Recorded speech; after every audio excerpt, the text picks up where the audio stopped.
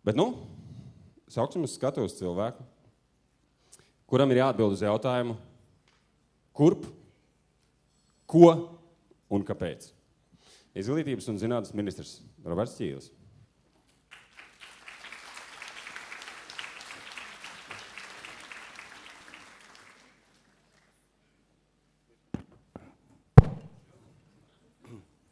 Sveiki, jaunieši!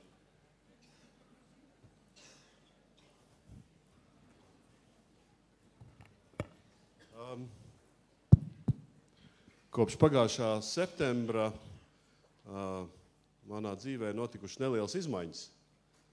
Viens ir ļoti uzskatāms, man ir 2 uzvalku vietā jau kādi 7. Un tās drēbītes, ko es agrāk valkāju, tās tagad drusku aputējušas ir. Tās, ko es valkāju salīdzoši brīvi. Man ir nācies iemācīties būt pacietīgākam un uzklausīt cilvēkus un tā kā nesteigties pārlieku, ne pāri ielai, ne pa kāpnēm, ne arī darbā. Un vienlaikus man ir nācies iepazīties ar ļoti jaukiem cilvēkiem, daudziem cilvēkiem, dažādās Latvijas vietās, kuru viena patīkama īpašība ir, ka viņi visi tā vai citādāk man nepiekrīt. Bet ne tāpēc, ka viņi fundamentāli noraidīti, bet ka viņiem ir citas vai savādākas domas vai labākas domas par pārmaiņām, kas ir vēlamas un nepieciešams izglītības sistēmā.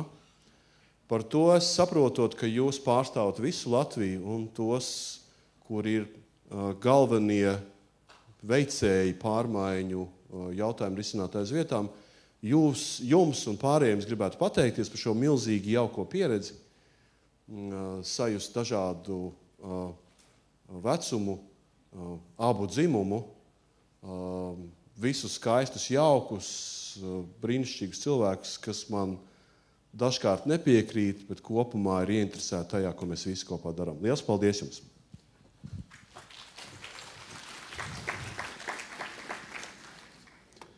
Tā kā man nevajag reitingus, es to teicu no sirds, man nevajag, jo jūs man pa mani balsojat.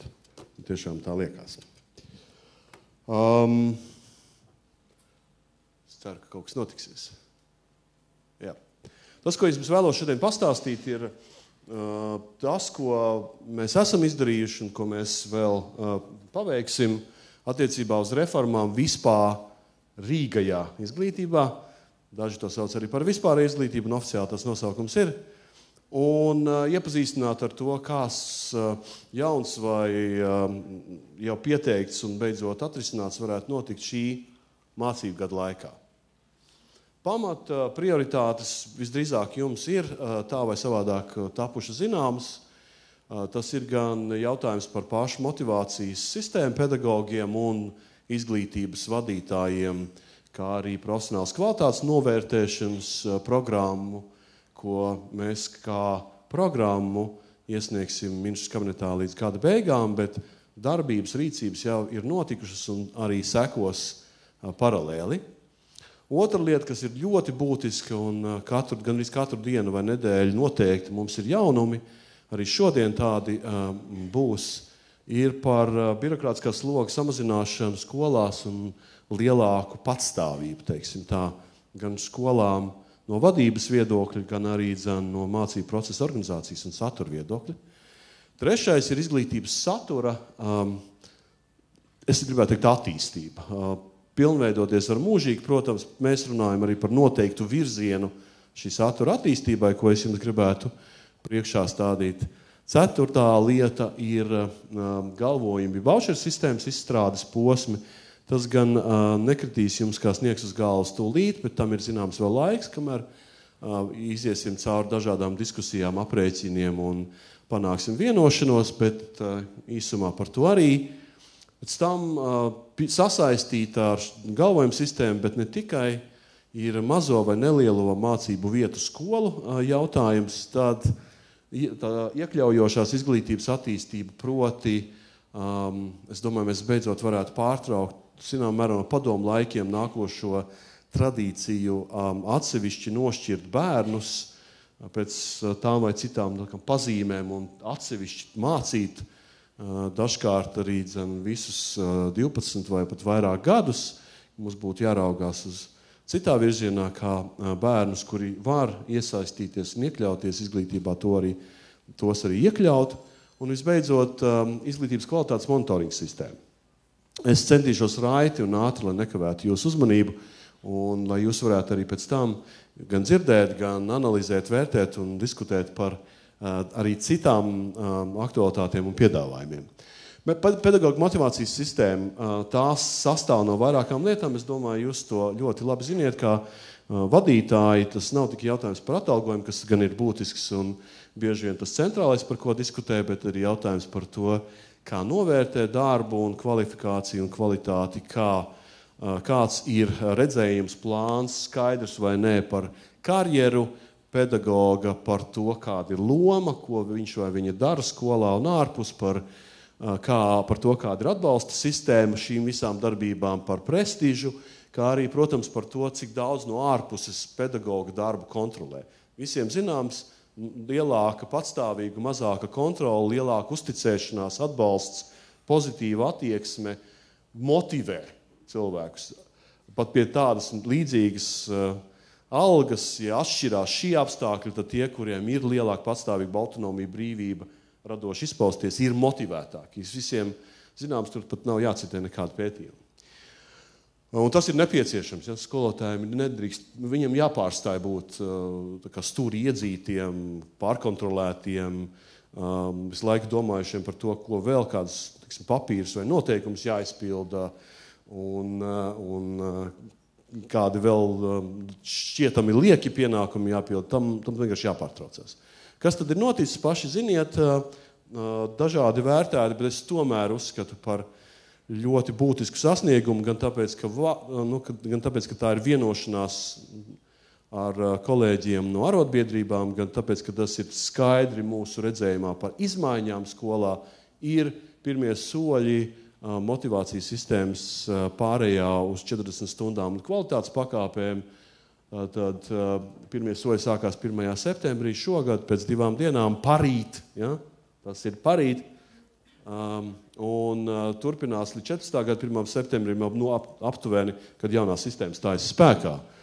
No 1. septembra, jūs ziniet, daudz neatkārtoši ir likmi palielinājumi zemākajām likmēm visā izglītības sistēmā, arī kultūras un izglītības jomā. 4. un 5. pakāpē ir 8–12% palielinājums pie mēneša algas, un arī iestāžu vadītājiem ir 10% palielinājums un to vietniekiem.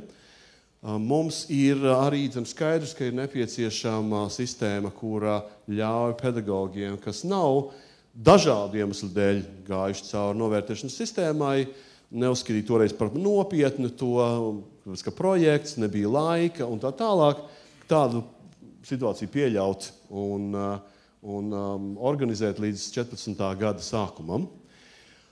Otra daļa ir par mēģinācijas sadalījumu, arī diskutēta, bet tas ir tas mūsu piedāvājums. Tātad 15% vietā, kas agrāk bija direktoram, vadītājiem plus atbalsta personāls, ir tīri 12 direktoru un vietniekiem, un atbalsta personāls no kopējās mērķdotācijas 1616.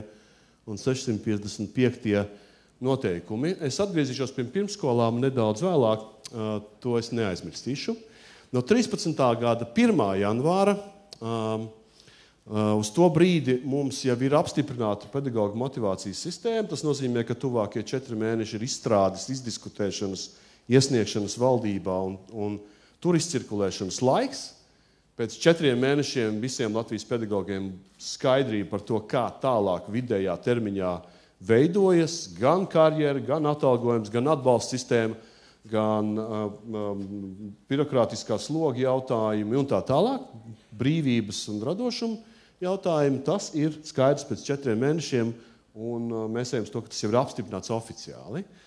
Un 13. gada laikā, pašlaik, bet ne vēlāk, kā 1. septembrī, arī 3. pakāpes, kvalitātes pakāpes pedagogiem ir piemaksa vai pielikums, kā mēs arī esam vienojušies ar arotbiedrību, 10% apmērā vidēji. Tajā pašā brīdī, 1. septembrī, ir arī profesionālo un vispārīgo iestāžu pedagogiem darba slodzes samērošana, salīdzsvarošana, kas arī nodrošina vienotu attieksmi, atalgojumu sistēmu un noslodzes principus visā sistēmā.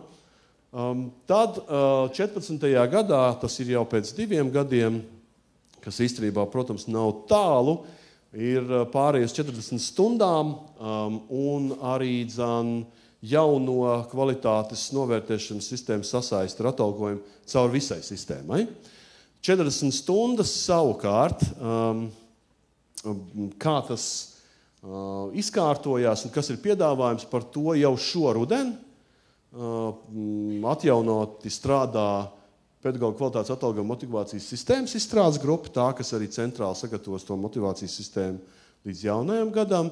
Un, kā zināms, pamats ir arī rezultāti no 1000 pedagoģu aptaujas šī gada maijā, jūnijā, kur apkopot jūsu viedokļi par to, kā pedagoģi Latvijā raugās uz piedāvājumu.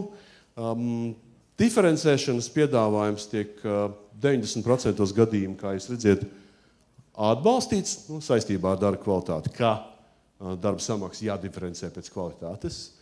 40 stundu darba nedēļas ieviešanu pilnīgi vai daļēji, bet atbalsta te jau 80% no aptaujātajiem 1000 skolotājiem. Tas ir salīdzinoši daudz. Kā izkārtot tās kontaktstundu īpatsvaru, šo 40 stundu, jūs redziet, ka vairāk kā puse pieturās pie uzskata par 21 stundu, un vairāk kā trešdaļa uzskata, ka tā ir pašas skolas uzdevums noteikt proporciju, cik kontaktstundas no 40 stundām ir. Kā mums ir atkal viela tālākai diskusijai, kā vai regulēt vai atstāt to skolu pašu ziņā. Skaidrs, ka šādas lietas, ja atstāja skolā pašu ziņā, nav iespējams, ja mēs neņemam nost birokrātisko slogu.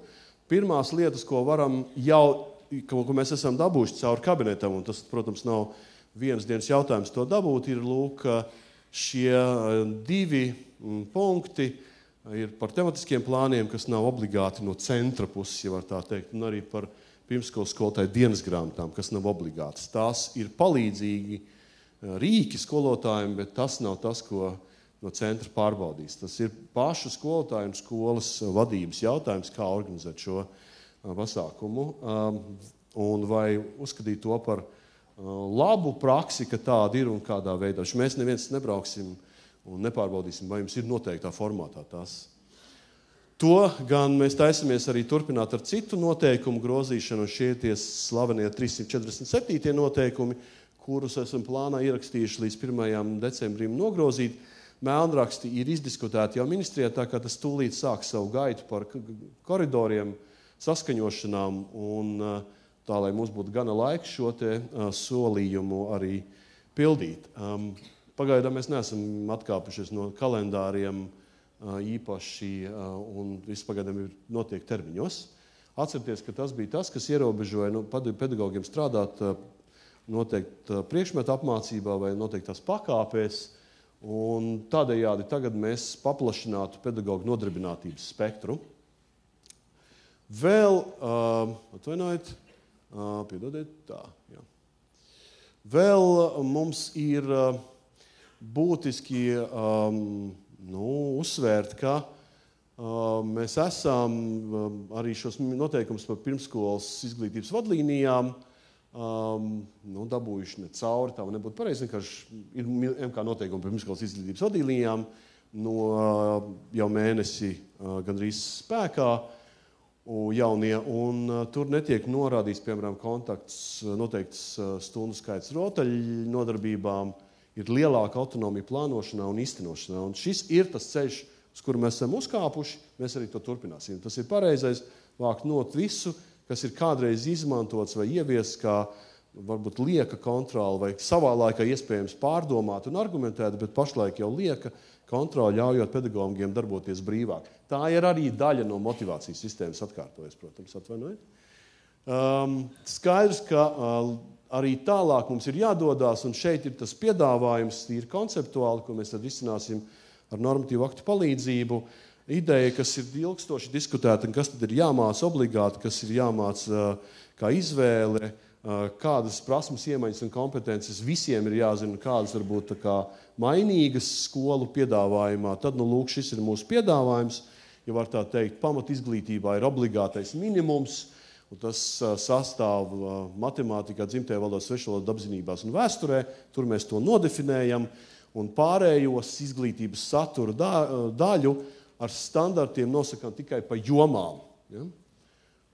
Nedetalizējot, ar kuru mācību priekšmetu šī joma vai šis mērķis, kompetenču attīstība, zināšanu iegūt tiek sasniegt. Līdz ar to tas patiešām ir pēc tam skolu un skolotāju, pedagogu izvēle, kā īstenot pārējā spektrā zināšanu programmas un kuras tās ir integrētas, atsevišķi. Gribam mācīt veselību atsevišķu, ja jūs izvēlaties kādas lūdzu, integrēt kaut ko citu arī lūdzu, bet pārdomāta pieeja pa jomām. Standarti detalizē tikai šo te minimālo saturu noteiktos priekšmetos, kas te ir nosaukti. Kodols ir zināms, pārējais ir brīva piedāvājuma skolu, protams, un skolotāju atbildības kontekstā. Arī attiecībā uz mācību saturu mēs gribētu arvien vairāk virzīties uz to, ka tas nav fragmentēts, ka nav pārklāšanās, ir zināma, ka nav, piemēram, kā dažkārt gadās, vektori fizikā ir ģeometrijā un ar līdzīgu tā kā piegājienu. Protams, labi ir atkārtot, bet ka ir zināma saskaņotība. Vai kādreiz gadās, ka vēsturē dažādus posmus iznāk mācīt ar nobīdi vai paralēli, pilnīgi nesaskaņot pasaules un Latvijas vēsturē. Tā šur tur sanāk, un, protams, tas nav vēlams vajadzīgs, un tas ir jāpārtrauc un jādomā par lielāku organizāciju un integrāciju, kas savukārt nozīmē viss, kas kaut kā traucē, vai ir licis formalistiski spiedis rāmjos, ja, ir jāvāc nos, to mēs arī darīsim. Ja ir jautājums par integrāciju, kas patiesībā jau laikam vairs nav ne jaunums, ne kāda revolucionāra ideja, ka var dažādas lietas, kas līdz šim ir mācīts atsevišķos priekšmetos savietot, tad lūk ir jūsu kolēģu un gan jau arī jūsu viedokļi par dažādu priekšmetu integrāciju. 58 pilnībā atbalsta, kur ir viena priekšmeta saturs savietots un saskaņots ar otru priekšmetu, un 38 drīzāk atbalsta. Patiesībā mēs runājam par nospiedošu vairākumu pedagogu, kur atbalsta šādu pieeju. Vaučerība galvojuma sistēmas izstrāde ir sasniegusi pirmo stadiju, tad reformu plāna daļā ir izstrādāts jau laika grafiks darbībām, kuras jāveic noteikti kalendāra ietvaros. Pirmā darbība, kas notiek, kas tagad jau patiesībā norisinās un kura noslēdzās 1. februārī ar nākošā gada, astronomiskā gada 1. februārī, ir paša groza precīzi definējums, kas tad ietilpst izglītības piedāvājumā no publiskā sektora viedokļa. Kas ir tas grozs, par ko mēs nodokļu maksātāji tā vai savādāk ar saviem nodokļiem samaksājam. Tas ir svarīgi. Nevis vēl ekstra kaut ko piemaksā kāds, bet ar saviem nodokļiem. Otrs, mēs aprēķinām finansējumu lūk šim grozam. Ko tas nozīmē? Un, protams, tur ir dažāda variācija atkarībā no vietas vai skolas lieluma un pakāpes, bērnu skaita, visi pārējie aspekti tiek ņemti vērā, lai izveidotu ainu, visdrīzāk tipus, ja, un modelētu groza īstenošana dažādos Latvijas apstākļos. Treškārt, līdz 1. septembrim nākošā gada izstrādājām šo finansēšanas sistēmas piedāvājumu, ar ko tad var būt apmierināta gan finanšu ministrija, gan pašvaldības, jo tās ir iesaistītas lielā mērā šajā diskusijā un būs arī lielā mērā atbildīgas par procesu. Un pašu ieviešanu, ja mums patiešām visi šie 3 posmi izdodās veikt bez kolīzijām, tādām politiska rakstura kolīzijām, es drīzāk pat teiktu, jo citu mazāk es tur redzu, tad šo plānu vajadzētu izstrādāt jau detalizēt, kā visu to ievieš ar normatīviem un finansējuma instrumentiem līdz nākošā astronomiskā gada beigām. Tāds, ka principā gads un 4 mēneši šais sistēmas piedāvājumam nobeigtā formā, lai var lemt par tās ieviešanu. Tas ir pilnīgi realistisks. Pirmais nopietnais pārāvums ir veikts, tas nozīmē, ir diezgan skaidri apmēram virzieni, ir varianti nodefinēti, tagad ir rēķināšanas un apmiesošanas laiks. Mazās skolas automātiski ir daļa no stāsta, protams, ne tikai tāpēc, ka galvojam, bet arī bez tiem būtu tas stāsts.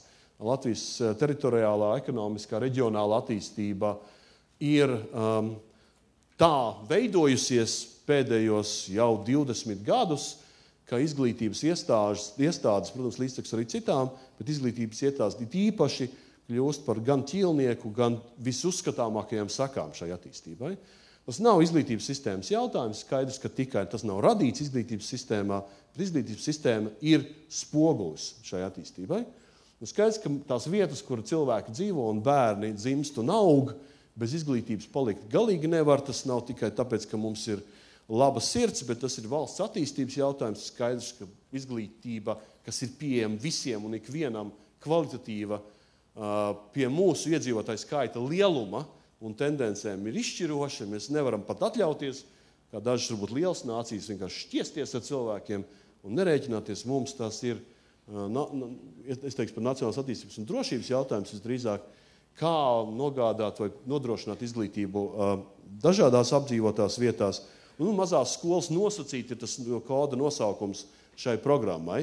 Tur gan ir zināms progress attiecībā uz domu virzienu, tur jāpiestrādā pie konkrētiem risinājumiem vēl ir, bet domu virziens ir, kā pamatu modeli izvēlēties šo daudz funkcionāla vienības iestādes centra ideju vai tipu, kurā skolā ar savu izglītību veids arī kopienai vajadzīgus citus darbus, tādā veidā saglabājoties kā dzīva funkcionējuši iestādes. Skola kļūst par centru daudz kam citam, ne tikai tam, ka tur ir bērnu izglītība un tikai. Ja? Tas ir tas galvenais pagaidām piedāvājums. Ir arī citas variācijas, bet es domāju, par tām tad mēs sīkāk diskutēsim tieši šī gada laikā, jo šī gada laikā līdzās voucher sistēmas attīstībai un piedāvājumam tas arī ir jāizstrādā.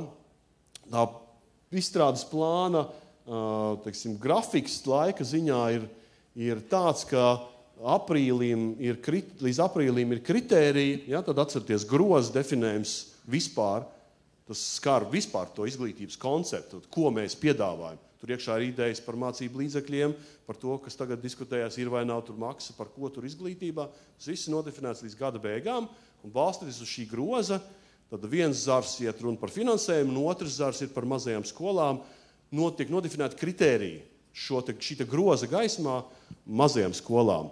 Tad līdzās galvojuma sistēmai finansēšanas modelis, kas ļauj īpašu programmu īstenot, un visbeidzot pati programma līdz jūlijām tā jābūt gatavai, lai nākošajam mācību gadam sākoties, visi zina, kā tas tālāk būs, kas ir, kas nav mazā skola ar perspektīvu.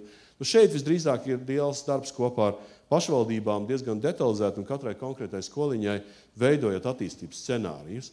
Es ceru arī, ka Rīga pagaidīs ar skolu slēgšanas jautājumiem, nav tik traki, var izturēt vēl 9-10 mēnešus, visiem tad būs skaidrs, un arī pārējie varbūt nesteigsies ar pašvaldības ar šiem lēmumiem, tas nav vajadzīgs. Var paciesties, tas nav tik katastrofāli. Ja? Es ļoti arī paļaujos uz to, ka pašvaldību vēlēšanu gaismā neviens tā neies uz tādiem lēmumiem. Šis jautājums, iekļaujoša izglītība, ir visdrīzāk jautājums, kas daudziem bija zināms kā nopietnas, nozīmīgs, bet necilāts tādās vispārīgās diskusijās par izglītības jautājumiem. Pieminēts, runāts par to, ka tur ir tas vai šis jautājums, tur problēma, kādai skolai tāds vai cits stāvoklis, palielinās bērnu skaits tur, kuri atrodas vai apmeklē šīs skolas. Tā ļoti saknē risināts tas nav. Lai to apliecinātu, ka tas ir tik nozīmīgs jautājums, pirmkārt, man ir padomniece šajos jautājumos, Es saprotu, ka agrāk tā nav bijis, vai vismaz es nezinu, ka tā ir bijis īpaši padomnieks iekļaujuši izglītības jautājumos. Otrkārt, jau ir detalizēts plāns, ko mēs tur darām, un tā plāna būtība ir sākumā izdarīt tādu pirmo soli, vienkārši atteikties no vārda speciālā lietojuma izglītības programmu saistībā. Otrkārt, pacensties, vismaz vēl ātrāk nekā šeit rakstīts, izvērtēt jau šogad nopietni tīklu un sistēmu, kas ir ar finansējumu nodrošinājumu visam šim sektoram, apakšsektoram izglītības. Un tad vēl apkopot to informāciju skolēniem, kuram ir šīs dažādās vajadzības un uzzīmēt attīstības perspektīvu. Bet kopējā ievirze, protams, kā jau es minēju drusku agrāk, ir iet uz to, ka ja vien iespējams un bērna stāvoklis atļauj, būtu jācenšas maksimāli iekļaut bērnus vispārīgās izglītības un profesionāls, protams, arī procesos. Kā jūs ziniet, mēs esam arī spēruši nelielu, bet tomēr soli, un es esmu gandrīz par starpministriju sadarbību šajā sakarā par to, ka mēs esam ieviesuši finansējumu un ceram notiks arī invaliditātes likumā veiktas izmaiņas, kas nodrošinās asistentu pakalpojumus skolās, lai bērni ar kustību traucējumiem, arī pēc tam citiem traucējumiem vai vajadzībām varētu apmeklēt, iekļauties mācību procesā vispārīgajās skolās. Asistentu pakalpojums pieņems no 1. septembra. Jūs paši noteikti to ziniet. Es domāju, ka tas ir tas solis, tas virziens, kurā mums vienkārši ir ar lielāku noteiktību jāiet.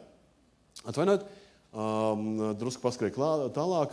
Tas, kas, protams, ir svarīgi arī lielāks brīvību baldošu skolu sakarā, ir, ka ir visiem saprotams un ar starptautisko mērījumiem un vērtējumiem sajūgta monitoringa sistēma. Gan to, ko dara bērni, kādus sasniegumus bērni sasniedz, gan arī skolas darbības rādītājus. Skaidrs, ka ja mēs nerunājam tikai un vienīgi par vai no olimpiādēm vai centralizētiem eksāmeniem, tas ir plašāks jautājumu loks attiecībā jau pat uz bērna sasniegumu novērtēšanu. Tur ir progresa elementi, ko bērni veids, tur ir viņu veselības faktori, kas ir no svara ar izglītības kvalitātes vērtējumam kopumā. Skolotāja veselība ir no svara, darba apstākļi, lūk, šādas sistēmas izveide un vienota izpratne par to, ko tas nozīmē. Mums pašlaik nav tādas vienotas izpratnes par to, kas ir kvalitatīva izglītība. Ja?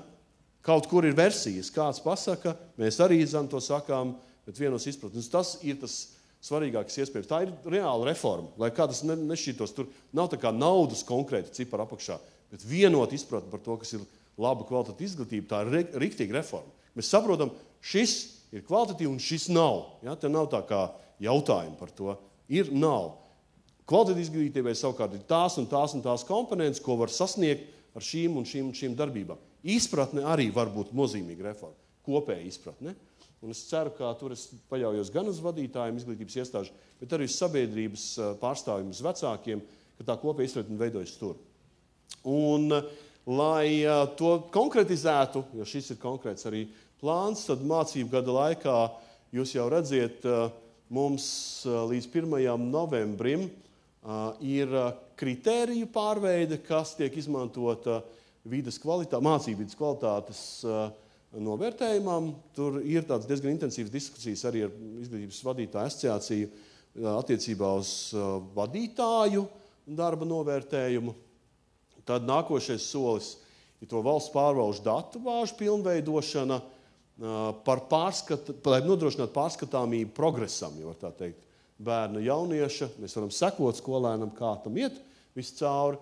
Un monitorings jaunajam satura piedāvājumam, kas, protams, arī ir svarīgs, ja mēs izveidojam šo jauno piegājienu saturam, minimālais kodols un jomas, tad ir svarīgi monitoringa sistēmas izveida attiecīgi arī tam. Jūs atceraties, mēs to darām nākošā gada astronomiskā laikā. Uz mācību gada sākuma monitorings visiem skaidrs. Ir mācību līdzekļu tēma. Tur ir tā, ka tas tāds kā katru dienu notiekošas pārmaiņas, viņas gan laikam ir vairāk mazāk pozitīvas. Dažādu iemeslu dēļ, lai tā nebūtu tā kā pārpratumi, man ir meita, kur apmeklēs 11. klasi, man 3 bērni, Bastarīta, kur bērndārzā meita, kur apmeklēs 11. klasi, un viņas garajā sarakstā ar mācību grāmatām šogad viņa iegādājās 2 grāmatas no 20. Ja? Pārējās grāmatas tika nodrošinātas no skolas dažādā veidā. Domāju, ka tā praksa ir salīdzinoši plaša. Tā nav normāli, kad man ir jāpērk, kā ministram arī vecākam grāmatu. Tas nav normāli, tā nedrīkst būt. Mēs darīsim, ka tā nav. Bet 99% ceru, ka nākošais gads vairs tā nebūs. Bet šī situācija, protams, nav šaušalīga. Ja? Tā nav katastrofāla. Un arī, ko es zinu apkārt, un viņas manas speciāli tagad pajautāja, kā tur ir, lai viņi pajautā apkārt, viņas stāsti ir līdzīgi, ka tā apmēram situācija šādā veidā. Šur tur noteikti ir atšķirīgi. Līdz ar to, protams, tas nav tik šaušalīgi un dramatiski, bet tā ir problēma. Kā mēs to risinām? Jūs jau iespējams nojaušat, tātad pēdējiem 4 mēnešiem ir palielinājums mācību līdzekļiem. Otrdienas ministru kabineta sēdēs, nezinu, vai tas ir aizgājis, pie 258 oficiāli sākotnēji pieprasītiem mēs esam pielikuši vēl 42,000, tā kā virs 300,000 latu, tad nosako pedagogiem bērniem atlikušiem 4 mēnešiem. Cerīsimies darīt, lai oktobra 2. pusē tas būtu skolām, pašvaldībām pieejams. Tas ir viens virziens. Paskatīsimies, vai mēs varam aktīvi argumentējot neatlikt palielinājumu līdz 7 latiem uz budžeta grozījumiem nākošajam gadam, bet varbūt jau agrāk to panākt, bet tad ir jautājums, kā mēs skaisti labi sadarbosimies ar Saeimas kolēģiem. Un es tad aicinu arī, ja kāda arotbiedrības savas organizācijas lūdzu pakspūviniet savu vadību, lai viņi arī mums tā kā palīdz. Mēs neesam šajā gadījumā tā īsti aktīvi jutuši šo palīdzību šo jautājumu risināšanā. Bet otrs virziens ir digitālai materiāli. Tas ir gan materiālu saturs, ko mums jau ir izdevies izkonkursēt un dabūt, gan arī skolotāju tālāk izglītība un struktūra fondu programmēšanas ietvaros ievietota pietiekami plaša digitalizācijas pakete, kas ietver gan ierīces, gan platformu tā. Es zinu, mēs tūlīt beigšu. Jā, ieinteresēti, kad viņš arī beigs. Kas tur būtu svarīgi, ir, manuprāt, saprast, ka līdz šī mācību gada beigām mums vajadzētu būt skaidrībai attiecībā uz mācību līdzekļiem. Es ļoti ceru, ka kolēģi ar likumdevējā palīdzēs mums noskaidrot un nofiksēt arī definējumus un pēc tam caur normatīvo bāzi to iztulkot attiecībā uz to, kas ir izglītība bez maksas. Tas nav tikai mācību līdzekļi, jo skapīši īsti tur neietilpst mācību līdzekļos. Un kādas ir tad lomas pašvaldībai un valstī. Tas būs līdz šī gada beigām. Es saprotu, ka tā mierīgi ir, tas darbs arī tiek darīts un tiks pabeigts. Un tad mēs varēsim skatīties, vai nav tā, un manuprāt, tā arī varētu būt, ka galvojuma sistēma ļauj šo jautājumu vispār nocelt no dienas kārtības, no kontroversijas,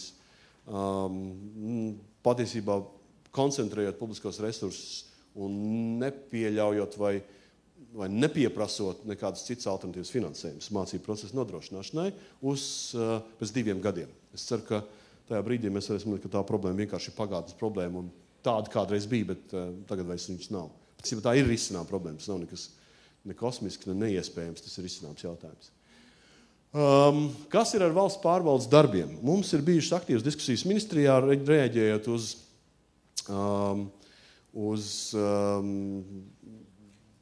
sekām un ņemšanos attiecībā uz šī eksāmena gada sesiju. Mēs vienkārši izmantojam šo te laiku, šīs te kļūdas, lai piedāvātu jau principāli ceļu uz jaunu sistēmu. Un tas sistēmas pirmais solis ir tas, ka kādus eksāmenus un nākošajā mācību gadā visdrīzāk vienu eksāmenu droši, proti svešvalodu, organizētu martā, un plus tam pielīdzinātu valstīs oficiāli atzītos testus svešvalodu Vācijā, Francijā un anglosakšu valstīs centralizētajiem eksāmenam. Ja citiem vārdiem sakot, eksāmena norise un pārbaudes ir pavasarī, kā arī tas, ka jaunietis ir, piemēram, nokārtojis IELTS testu labā līmenī, kvalificējies kā centralizētais eksāmenis. Un šī virzība būtu arī tāda, ka vispār ar vēl kādus centralizētos eksāmenus pārvietot mācību gada ietvaros agrāk nekā tas ir ierasts. Skaidrs, ka ekonomija ir ne tikai attiecībā uz stresu maijā un jūnijā, ne tikai attiecībā uz vēlāko gala rezultātu, kā tagad ir salīdzinoši vēl gala rezultātu paziņošana, kas ir jūlijā vidū, tad tas ļautu mums vismaz 2 nedēļas un iespējams vairāk vēl ieekonomēt, bet arī mērenāk izvietot to slodzi un saprast, ka, protams, mācību darbs ir saistīts ar centralizētām eksāmeniem, bet neapstājās tikai ar tiem. Priekšpēdējā ziņa, pirms es beidzu, ir viena lieta, ko man ir dažādi cilvēki lūguši paskaidrot un minēt. To gan es esmu darījis atkārtot, bet es mēģināšu vēl vienreiz. Tātad, to es izmantojot šo salīdzinoši lielu auditoriju. Ir cirkulējuši salīdzinoši neskaidri un, manuprāt, arī pārpratums rosošas versijas par to, kas notiek ar pirmskolas pedagogu algām attiecībā uz demogrāfijas padomes lēmumu un tālāko valdības rīcību. Es kā ministrs no sākta gala neesmu atbalstījis šo demogrāfijas padomes lēmumu un esmu arī autors alternatīviem piedāvājumiem, lai jums viss ir skaidrs un kāpēc tas tā ir. Kā mēs vakar runājām ar Jaunslēņu kungu, ir principiālas 2 atšķirīgas lietas. Viens ir pirmskolas pedagoga atalgojums un otrs ir bērndārza pieejamība. Piedāvājums risināt bērndārza pieejamību ar pirmskolas pedagoga atalgojuma avota aizvietošanu nav pareizs un ir nekur nevedošs. Tas nedos rezultātus. Pirmskolas pedagoga atalgojums ir jāpalielina pilnīgi atsevišķa tēma, un tas arī tiek palielināts, tūlīt pateikšu un atgādināšu, kāpēc. Savukārt bērndārza pieejamība ir jārisina citiem instrumentiem, nevis ar pedagoga atalgojuma palīdzību.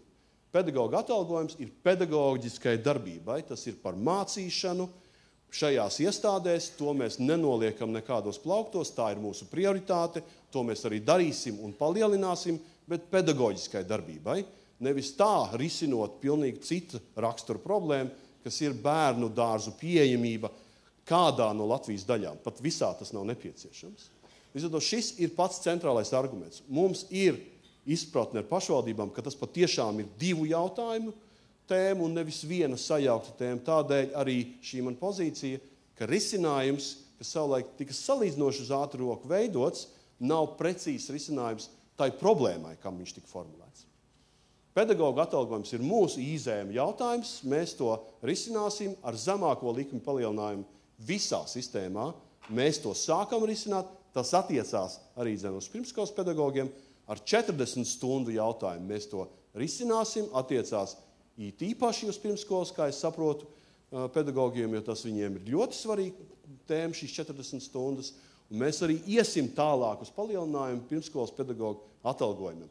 Par zemāku, par jaunāka vecuma bērnu izglītošanu, par noteikta satura izglītošanu, taču neuzsvērsim, ka šis veids vienu avotu pašvaldības aizvietot ar citu ir pareizais risinājums. Tā ir tā pozīcija, kas mums ir. Es patiešām aicinātu drusku iedzināties un saprast, ka patiešām ir šī situācija, kurā reālais pielikums patiesībā nāk no tām zemākajām likmēm, nevis no avota aizvietošanas, kas drīzāk ir viens kabatas vienkārši aizvietošana ar citu kabatu. Un otra lieta, ko es jums vēlējos pateikt, ir, ka kā līdz šim, arī turpmāk man ir ļoti svarīgs jūsu viedoklis. Es ceru, ka daudz no jums, kas ir piedalījušies dažādās, redz šī viedokļa, šīs jūsu paustās attieksmes iznākumu gan soļos, gan rīcībā, gan kalendārā, gan saturā. Es neesmu no tiem cilvēkiem, kas domā, ka var kaut ko uzspiest. Ja es varu pārliecināt, sākumā nelielu daļu, 5 no 100, pēc tam 20, pēc tam 40, pēc tam 50, Mēs redzam, tas ir kopējās interesēs. Pat tad, ja mums atšķirās viedokļi kādos jautājumos, es domāju, tas ir to vērts. Vismaz mūsu bērnu un māsbērnu vērts to ir vērts darīt. Laimīgi jauno gadu.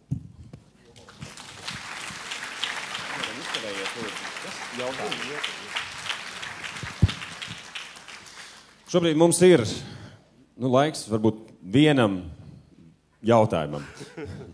Bet tas jautājums būtu precizējošs jautājums par iepriekš teikto, ar to domu, lai mums, diskusijai laika mums nav, bet jautājumu noteikti vajadzētu uzdot. Miniet 3 reizes, kurš uzdos jautājumu. Lūdzu.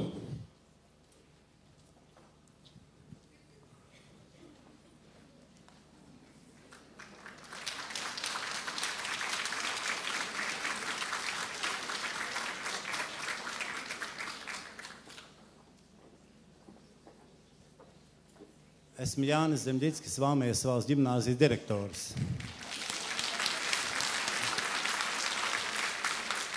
Un šis brīnišķīgais reformu plāns, par to jums paldies ministrs kungam, tie cilvēki, kas jūs atbalsta. Un es domāju, ja jūs to izdarīsiet, jums pietiks nauda nevien 7 uzvalkiem, bet daudz vairāk. Bet mācību gads ir jau tūmā. Un šeit veidojas ļoti īpatnēja situācija, kad mums ir patreiz, varbūt ir kāda skola, kur nav jāpērk vecāku un neviens mācību līdzeklis. Bet es vairums gadījumos pazīstu diezgan ilgi strādājot kolēģis, gan darba, burtnīca un tā tālāk. Tātad mums bija televīzijas diskusija ar balsošanu, kā jūs interaktīvi veiksmīgi veicāt, par un pret, un pūle jau ir tā, kā krievis saka, vai daloji, vai das drastvojiet. Tas izdevās pilnīgi televīzijā, un šeit arī, rokas pacēlās, viss ir kārtībā. Sakiet, ko darīt skolu direktoriem? Ko darīt skolu direktoriem? Tās mācību, grāmatas un burtnīcas, tās dažas, jūs 2 nopirkāt, sakāt, tas nav labi, nevar pirkt. Nākotnē nepirksiet. Ko darīt tagad? Viņas ir nopirktas. Vecāki raksta sūdzības, tiesības sarg nostāju jūs zināt. Nāk ierakstīts vēstules, jāsniedz pa kreisi, pa labu pakalpojumu. Tā taču ir mūsu visu problēma. Ja kādam nav, tad pasakiet godīgi, nevis mānīties un teikt, man skolā neko nepērk. Nav tā, mīļie. Tad ar ko mēs tagad darīsim? Jūs esat valdības loceklis, televīzijas tā jautājumu nerisinā, jūs esat ministrs. Ir dažas dienas vairs palikušas, ka sāksies te paraugu tiesas process, jo tiesības sargam viens bērns vienā skolā, otrā skolā, vecākam, kuram... Tātad, ko jūs kā ministrs tagad darīsiet? Ja mums tā skola jāvad, mums nav jātiesējas, jāatcinās, ka Giglesona kungam. Un tiešām veiksmi, jums par reformas ir brīnišķīgs. Un jums ir brīnišķīgi atbalstītāji. Paldies. Pirmais, es domāju, ir apzināties, ka tā ir zināma provokācija, kas ir notikusi. Jums to nepalīdzēs konkrēti, bet es domāju, diezgan svarīgi apzināties. Mums ir bijis norunas ar kolēģiem tiesību sargu, un par to, kā mēs mierīgi to risinām, kāpēc vajadzēja uzspridzināt, tā ir viņa darīšana. Otrs, neaizmirsīsim, ka ir liels skaits vecāku, kur uzskata šo situāciju pa vismaz uz laiku saprotamu. Ja ne pareizi, tad saprotamu. Var jābūt, ka arī viņiem ir ko teikt tiesību sargam. Ne jau tikai tiem, kuriem ir ko sūdzēties. Es nedomāju, ka tā būtu problēma uzjautāt vecākiem, kā jūs domājat, un mums nevajadzētu paust savu viedokli tiesību sargam. Tad, protams, būs interesanta situācija, ko dalīs tiesību sargs, saņemot vēstījums par to, ka, ko jūs jaucaties pa vidu. Un trešais, es domāju, nav iespējams pašlaik izvairīties no tā, ka vecākiem jāizsaka piedāvājums vai jālūdz apsvērt iespēju. Tas noteikti nevar būt kā pieprasījums vai kā obligāta nepieciešamība, bet jūs varat izklāstīt situāciju un lūgt vecākiem vai izprast, vai kaut ko darīt. Taču kaut ko darīt tādu, kas ir absolūti neizbēgams, vai šogad vienkārši nevar to atrisināt. Es vēlreiz pasvītroju.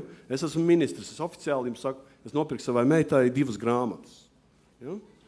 Es nopirku saprotot, ka es varētu to nedarīt, bet es saprotu, ka no tā savukārt novērtējot, kad 18 nav jāpērk un pirms vairākiem gadiem tas tā bija, es esmu gatavs novērtēt šo progresu, kas ir noticis, kas noteikti vienā brīdī beigsies ar to, ka nevajadzēs. Šogad tas visdrīzāk vēl ir jādara.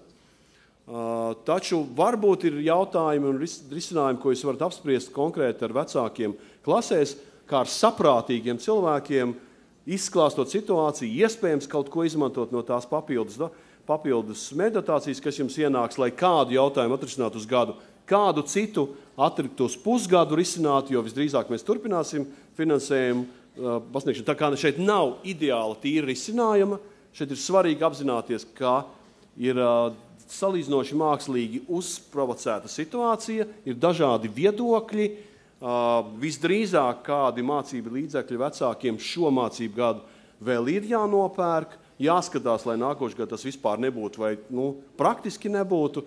Tas ir tas risinājums, ko es jums varu piedāvāt. Tas, ka pašvaldības šeit ir iesaistīts, neaizmirstiet to arī, tā kā mēs nāksies risināt kaut ko ļoti aktīvs, drīzāk uzzināsim kolēģis no pašvaldībām, un skaidrs, ka stāvēsim skolu pusē. Skaidrs. Paldies! Ir tā. Paldies ministra kungam, jo mums jautājumiem vienkārši šobrīd laika vairs nav. Vēl pēdējais jautājums, ja? Jautājums ar zemtekstu, ja vienkārši jautājums. Jā, labi. Es varu ņemt to mikrofonu. Siguldas pirmā pamatskola direktors Valters Mačs. Man ļoti gribētos, ka mēs vismaz vienu lietu varam izdarīt. Vārdu bezmaksas, aizmirst, jo par visu mēs maksājam. Jo šī ir tā lieta, ko mēs varam izdarīt uzreiz, jo sabiedrība kaut kā nesaprot, jo tā bezmaksa viņiem ļoti skaisti skan. Bet tā kā atnāk pie direktoram jāmeklē nauda. Un mums izrādās, ka ir jāsatrod nauda tam bezmaksas mācību līdzeklim. Paldies!